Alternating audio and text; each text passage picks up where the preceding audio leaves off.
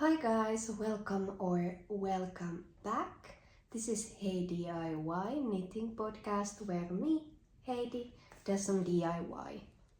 Almost always knitting. So today we have the day of threes, and that means 3 things I'm working on, 3 things that I am inspired by at the moment, and 3 things I am very excited to cast on.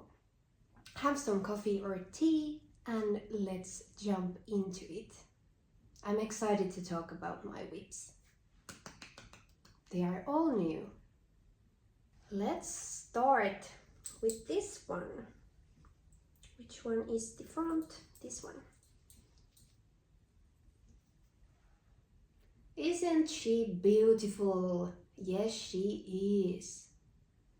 So this one is the Storm Sweater by Petiteknit, and I have just joined the front and back in the round, and I am so excited about this.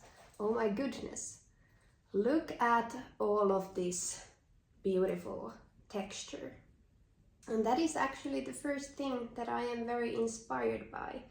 I am inspired by different kinds of textures and cables and braids, and this is a good example of the inspiration because all of these are knits and purls and they create all these beautiful and interesting textures in this knit.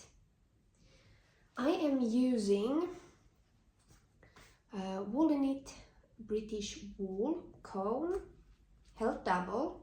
So I have this beautiful little beehive here, and together they create this.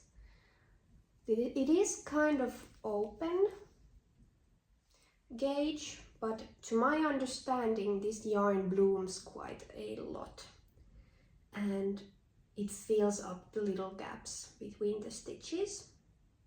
And yeah, I am at this point already. It feels like it is flying off the needles, and I'm gonna repeat the stitch patterns that are here already shown, and I am excited to work on these and excited to bring some texture into my life.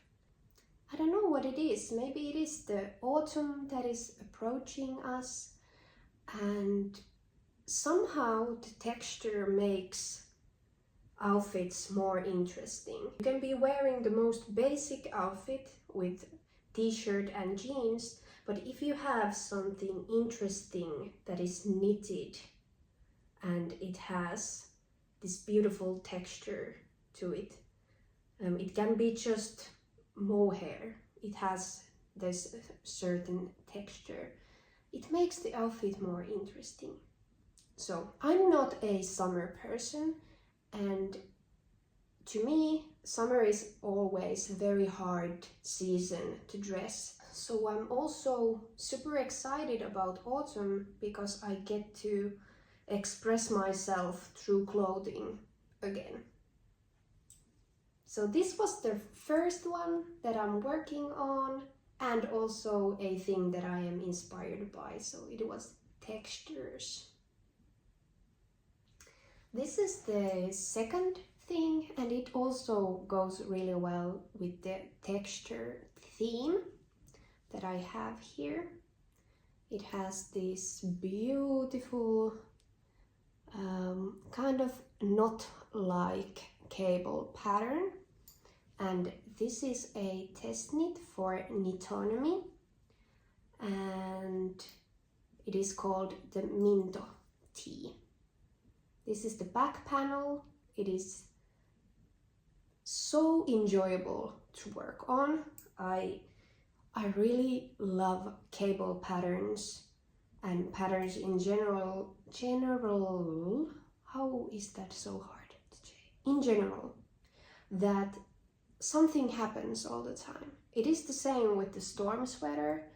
and the same with this one here, that there is always something happening, so I don't get bored. I love it. I'm using the same yarn that I used with the twist loop top.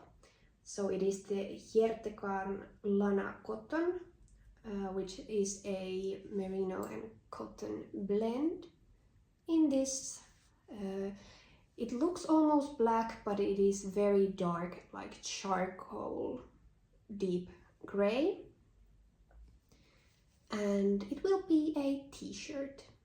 It has a drop shoulder construction, and it will be oversized and loose, and hopefully it won't be too tight on my shoulders.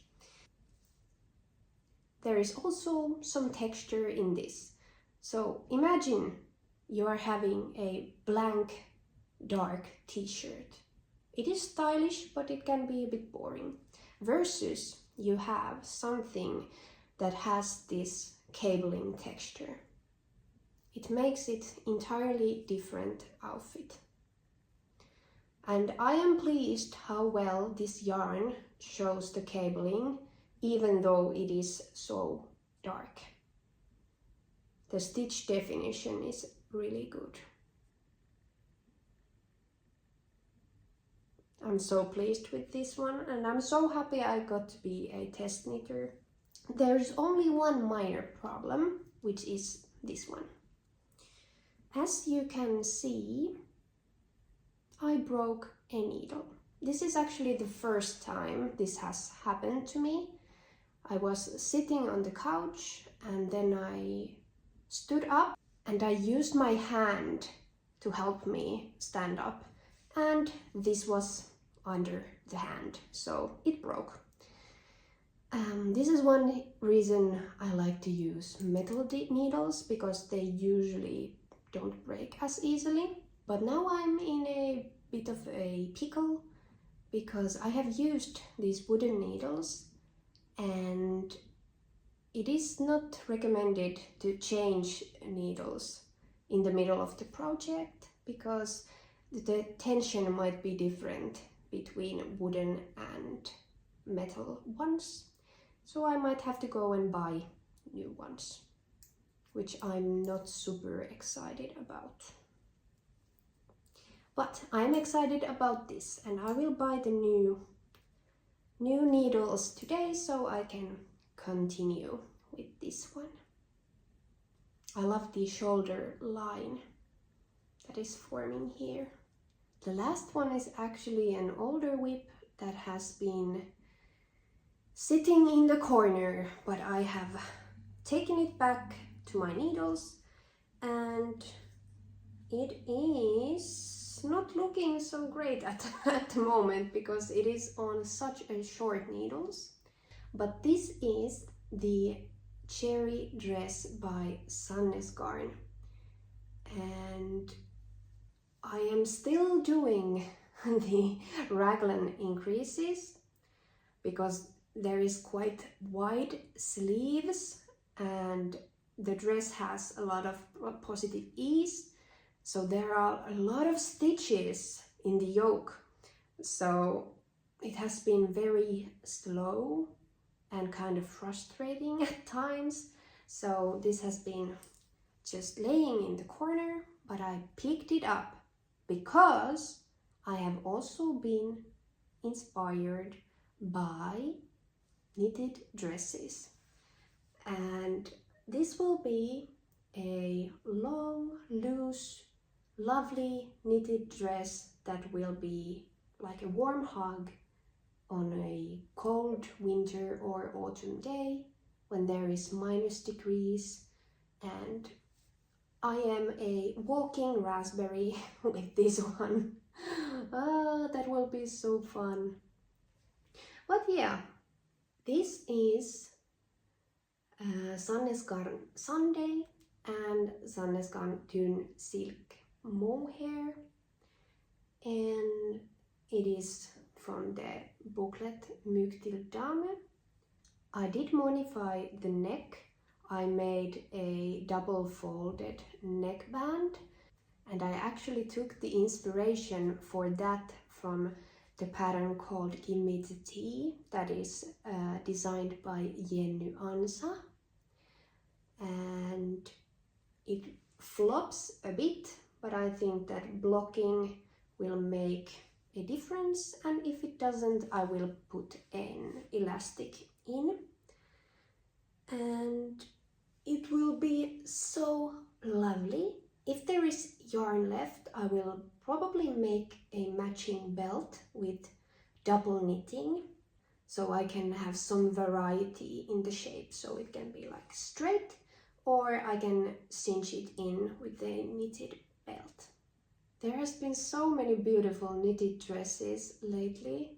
There is the Nata dress by Ullen knitwear, and then there is Winona dress by Sari Nordlund, and Mamba dress that is also by Ullen knitwear, and there are so many beautiful dresses. And even though it is a bit painful to knit such a long piece, I feel like they are wardrobe staples, especially here in the colder climate.